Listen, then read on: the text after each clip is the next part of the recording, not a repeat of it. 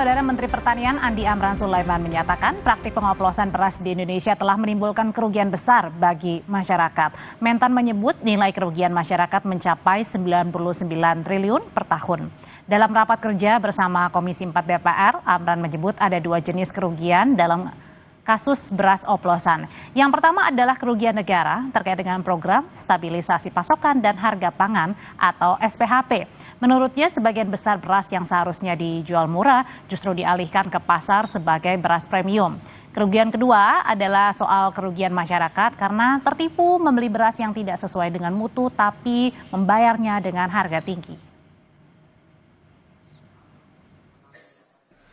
Ini SPHP diserahkan pada toko 20% etalase, 80% dioplos jadi premium. Itu satu Pak, ini kerugian negara. Kalau ini 99 triliun, itu adalah masyarakat. Sebenarnya ini 1 tahun, tapi kalau ini terjadi 10 tahun atau 5 tahun, karena ini bukan hari ini terjadi. Ini sudah berlangsung lama Pak. Tetapi nanti angkanya sudah pasti bukan 100 triliun, pasti di atas. Kalau ini dilacak Pak ke belakang. Jadi kerugian masyarakat bukan hari ini, tetapi ini sudah, merek ini kan sudah lama Pak, bukan baru tahun ini. Jadi itu, ini beras biasa, ini lab Pak, hasil lab. Ini beras biasa dijual dengan premium. Beras biasa yang beras curah, ini tinggal ganti bungkus dan ada foto-fotonya sama kami Pak. Kami serahkan penegak hukum. Kemudian ini bungkus premium, ini tinggal mau beli yang mana. Jadi kalau premium, jadi harganya yang naik, bukan kualitasnya naik Pak.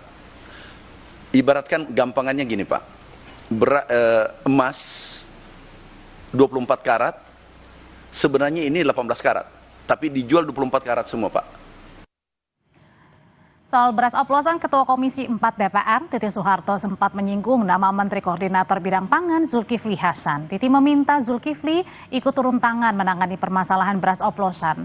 Titi saudara menegaskan kasus beras oplosan diusut tuntas, semua pihak yang terlibat ditindak tegas. Pemerintah perlu menarik beras oplosan yang beredar di masyarakat.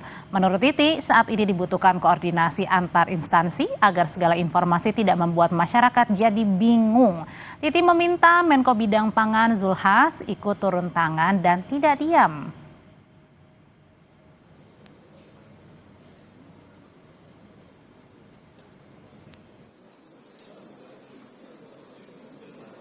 Serahkan ke kementerian itu kan ada Menko-nya ya, tolong Menko-nya tuh juga turun tangan, jangan diam-diam aja supaya ini dikoordinasikan gitu ya, jangan sedikit-sedikit heboh ini heboh itu gitu ya, ini rakyat jadi bingung gitu.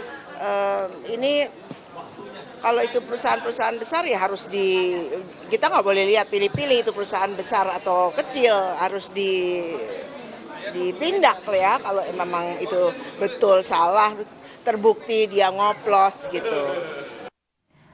Saudara Menteri Pertanian Andi Amran Sulaiman menyebut kasus beras premium oplosan merugikan masyarakat 99 triliun rupiah per tahun. Jadi jika praktik ini telah berlangsung lama lebih dari 1 tahun, berarti artinya kerugiannya bisa lebih besar. Bagaimana penanganan atau penindakan terhadap kasus beras oplosan dan bagaimana juga menjamin praktik ini tidak terulang lagi? Kita bahas bersama Kepala Badan Pangan Nasional Arief Prasetyo Adi. Selamat malam Pak Arief. Selamat malam, Assalamualaikum. Waalaikumsalam, dan hadir juga Ketua Badan Perlindungan Konsumen Nasional Mufti Mubarok. Selamat malam Pak Mufti. Selamat malam. Iya, saya mau ke Pak Arief dulu. Pak Arief, jadi sejauh ini sebenarnya bagaimana sih penanganan kasus beras oplosan? Kata Pak Menteri bilang ini bisa merugikan negara 99 T per tahunnya. Tapi kalau terjadinya bertahun-tahun ini bisa kerugiannya banyak sekali. Ya, saya bicara ke depan bahwa apa yang disampaikan oleh Pak Menteri Pertanian, kemudian Kasatgas Pangan, Brigjen Helvi, ini memang untuk perbaikan kita ke depan. Jadi untuk imbangan yang kurang atau spek yang tidak memenuhi seperti apa yang disampaikan dalam packaging, itu juga menjadi pembenahan kita bersama. Demikian, Mbak. Tapi kalau untuk spek yang tidak sesuai, misalnya tadi ya beras premium, kemudian bukan beras premium dan jual, tapi harganya setara dengan beras premium. Lalu kemudian juga tadi timbangannya tidak sesuai. Nah, jadi ini siapa nih yang kemudian menjadi pelakunya? Apakah para pedagang atau justru ada kartel di balik ini? Enggak lah, kita secara sederhana mulai dari 2 minggu lalu sudah mengingatkan Pak Menteri Pertanian, Satgas Pangan sudah menyampaikan bahwa untuk perusahaan-perusahaan penggilingan padi saudara-saudara kita ini ya supaya bisa memperbaiki karena itu mutlak ya, misalnya beras premium di situ harus ada kadar air 14%, kemudian broken atau pecahan maksimum 15%, itu memang harus di-deliver begitu ya. Jadi masing-masing perusahaan ini saya juga pasti yakin mereka juga punya QA, punya quality assurance, punya quality control ya untuk menjaga brand mereka masing-masing. Adapun dalam misalnya pelaksanaannya harus diperbaiki secara tegas kalau kurang timbangan atau brokernya melebihi dari apa yang disampaikan, maksudnya dalam packaging ya itu memang harus diperbaiki. Demikian. Diperbaiki atau ditindak tegas nih seharusnya, Pak? Loh, kalau barangnya harus diperbaiki, kalau sudah diberi kesempatan kemudian tidak mengindahkan ya harus ditindak. Oke, Pak Mufti, ini sebenarnya lebih kemana tadi? Ini kan bukannya merusak masyarakat, trustnya, kemudian juga ini merusak masuk dalam kategori ini kah pelanggaran untuk perlindungan konsumen? Ya, saya kira secara produk ketika oplosan ini tentu ini penipuan kan gitu, karena memang tidak sesuai dengan spek yang dijanjikan ketika masyarakat bertransaksi. Maka BPKN tentu berharap bahwa konsumen cerdas dalam konteks untuk membeli barang terutama beras palsu, beras oplosan ini memang harus dimulai dari ketika di pasar retail kan gitu. Misalnya ketika kita membeli di supermarket, misalnya masyarakat harus kritis kan gitu. Pertama, dalam supermarket itu tentu harus ada timbangannya kan gitu supaya kita bisa mengetahui kuantitas. Yang kedua, kualitasnya tentu harus kita pertanyakan apakah kemudian dalam konteks kualitas dari beras itu tentu bisa dilihat secara kasat mata. Dan ini kan seringkali packagingnya tertutup dan kemudian tidak kelihatan dan kemudian sumir-sumir begitu, sehingga ketika konsumen membeli maka sulit sekali untuk membedakan apakah ini premium, apakah ini yang biasa kan gitu, sehingga kerugian tentu sangat besar. Dan harapan kami tentu kepada pelaku usaha segera tobat, karena memang ini menjadi sesuatu yang sangat-sangat membahayakan bagi konsumen, karena ketika beras oplosan atau beras yang biasa ini kan kualitasnya sudah kita ketahui bahwa sangat jelek kan gitu, dan ini berbahaya untuk kesehatan tentunya. Dan padahal yang kita beli harganya ini harusnya mendapatkan beras premium gitu ya Pak ya? Ya betul, beras premium kan sudah ada HIT-nya di Bappenas kan gitu, tentu kita hormati, dan tampaknya harga-harga tadi saya ngecek di pasar masih stabil kan gitu, artinya tetapi kualitas yang hari ini saya cek tadi juga melihat bahwa masih banyak ini kita saksikan di pusat-pusat hipermarket atau supermarket modern ini yang melihat bahwa kualitas dari barang itu cukup berbeda, sehingga ini berapa tahun praktek ini, dan tentu kita melihat bagaimana kemudian mohon maaf mafia beras ini terus melakukan penipuan-penipuan terhadap konsumen, dan saya kira kerugian konsumen sangat besar. Maka itu tadi pertama, ketika konsumen beli barang tentu harus dicek benar kalau memang ketimbangannya dan kualitasnya tidak sesuai, kembalikan saat itu kan gitu.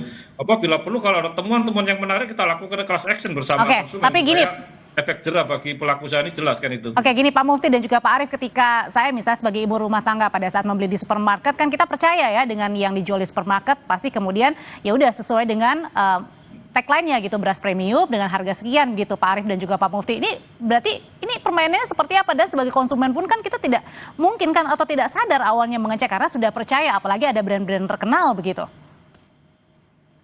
Sebenarnya kan banyak pilihan, jadi konsumen bisa memilih banyak merek, banyak brand, dan kemudian juga yang penting itu klik, yaitu kemasan harus dicek apakah label itu sesuai dan dari mana dia kemudian diproduksi dan kedaluarsakah, kemudian tampak fisiknya, dan kemudian informasinya harus jelas kan gitu, labelnya juga harus jelas, dan yang terakhir ya tentu kedaluarsa K itu kan gitu. Jadi harapan kita dengan klik tadi masyarakat harus paham bagaimana membeli barang yang sesuai dengan yang dia kehendakin gitu. Kalau premium tentu kualitasnya harus baik dan ini tentu harus kita lihat dalam konteks di pasar kan gitu. Kalau kita nggak seperti itu, kita akan ketipu terus kan gitu. Dan kalau misalnya kita nggak membeli barang-barang itu kan tentu mereka akan reject dan sebagainya, ya akan kembali kepada produsen juga akan rugi dan kita cari pembelajaran seperti itu. Oke, Pak Arief, ini bentuk pengawasannya seperti apa sih kalau ada mafia beras? Kenapa tidak ditindak saja dari awal begitu? Sehingga terkesan jangan-jangan nih ada pembiaran, ada yang sengaja mempermainkan supaya akhirnya pada saat seperti ini baru ketahuan. Jadi setiap produk yang di-pack seperti beras kemasan 5 kilo, 10 kilo, itu pemerintah punya namanya PSAT, registrasi produk segar asal tumbuhan gitu ya. Itu supaya beras itu juga traceable ya, dari mana, kemudian siapa vendornya dan lain-lain.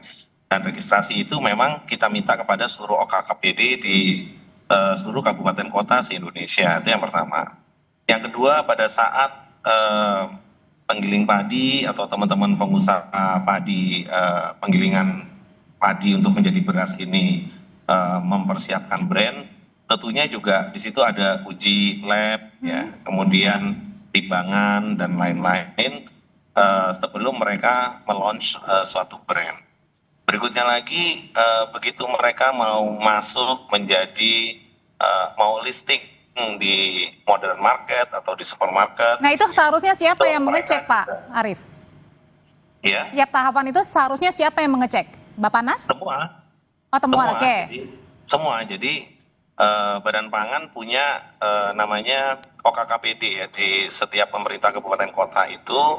Kalau pemerintah pusat Badan Pangan Nasional, kalau di daerah ada Dinas Urusan Pangan. Nah, teman-teman di daerah itu juga mencek ya. Artinya pada saat brand itu mau launch itu sudah ada misalnya brand tertentu, kemudian isinya berasnya beras panjang atau beras bulat atau aromatic rice atau apa, itu sudah ada di situ. Ya, kemudian filter berikutnya pada saat ingin berjualan di modern market biasanya itu juga dicek juga sama ya. Nah, kalau sampai di dalamnya itu beratnya apa? Oke. Ya. Kalau sudah cek tadi setiap tahapannya, lalu kemudian pada saat rame-rame seperti ini beras yang dijual bukan beras premium tapi harganya premium? Ya kan sudah ada mekanismenya. Ini Satgas Pangan, jadi sesuai dengan tupoksi dan kita semua, Satgas Pangan kan sekarang sedang bekerja. Ya, artinya pembuktiannya kan di laboratorium. Bahwa beras ini apakah premium, apakah medium, kemudian beratnya berapa juga. Timbangan itu kalau di supermarket atau di pabrik itu juga kan harus ditera. Ada aturannya minimum 1 tahun 1 kali ya. Juga sudah ada aturannya di metrologi. Jadi semua ini kan tentunya harus dijalankan sesuai dengan apa yang sudah dibuat aturannya. Oke, kalau gitu Pak Mufti, selain kerugian material, kerugian apa lagi yang dihadapi? Kalau waktu kemarin kan kita menghadapi oplosan ya, dari yang Pertamax kemudian juga dioplos begitu, itu adalah terjadi kerusakan pada mobil begitu. Nah kalau ini makan atau mengonsumsi beras yang premium tapi ternyata bukan, apa dampaknya selain kerugian material, Pak Mufti?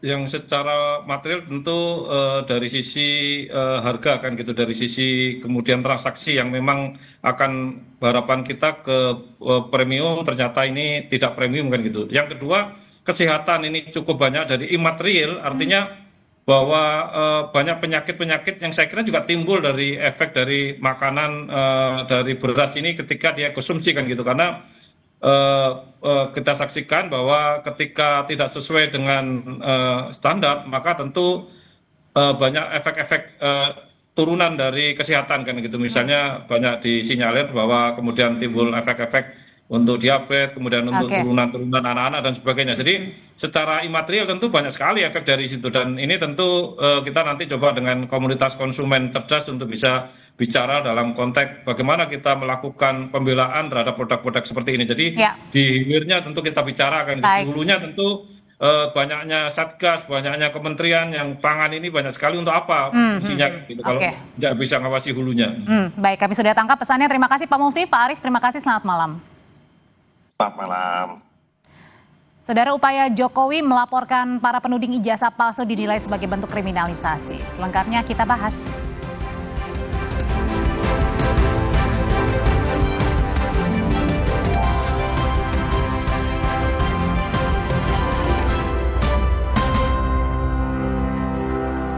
Viva